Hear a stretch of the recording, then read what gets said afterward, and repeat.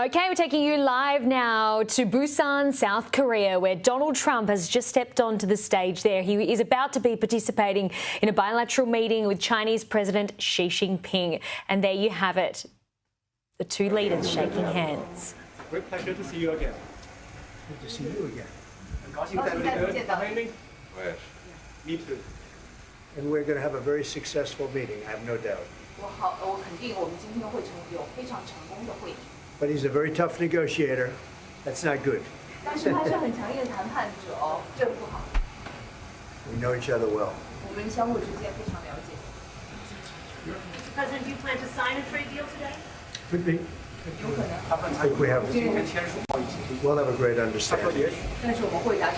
We have a great relationship. We've always had a great relationship. Will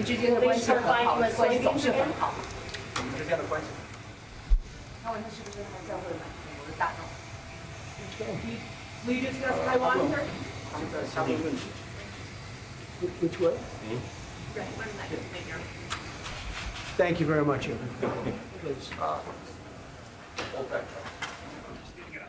Okay, that's happening at Busan International Airport, South Korea. Donald Trump is meeting and participating in this bilateral meeting now with Chinese President Xi Jinping. This is one of the most critical meetings this year.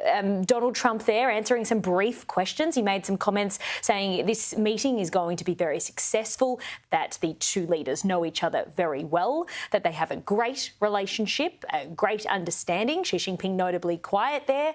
But the big question, will there be an end to this on-again, off-again trade war? That is the big question. America and China's flags there were draped behind as the two leaders met there, and now we wait for the outcome of this meeting between the two superpowers. Let's bring in Kieran Gilbert, who's been travelling with the Prime Minister. Kieran, what did you make of that interaction there? Yeah, it's some typical lines from Donald Trump that he's very optimistic going in. He thinks it's going to be a great meeting and had a little bit of a joke saying he's a tough negotiator and that's bad. But that's Donald Trump.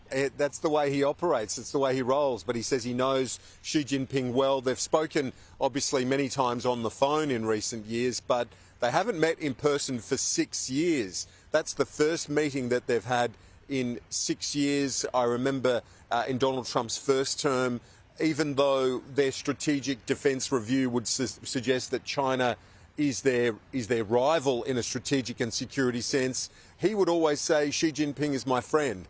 So there was a real sort of demarcation between the official Pentagon view or the State Department view and his view when it came to Xi Jinping. He likes to have that personal relationship. He kept saying, even at the height of some of those difficulties, that I get on well with Xi. He's a great leader and so on. And would always say that certainly at the peak of their friendship and their relationship, that they are friends. He's trying to get back to that point now. They're trying to end this tit-for-tat trade spiralling out of control into a full-on trade war. And that's why it's so important to all the nations here at the APEC summit in Korea this week. Donald Trump, this is the way he operates with the summits. He'll come in, maybe have half a day to a day and then leave. He doesn't follow the schedule of the summit itself, which really doesn't start formally until later today. But he's in and out.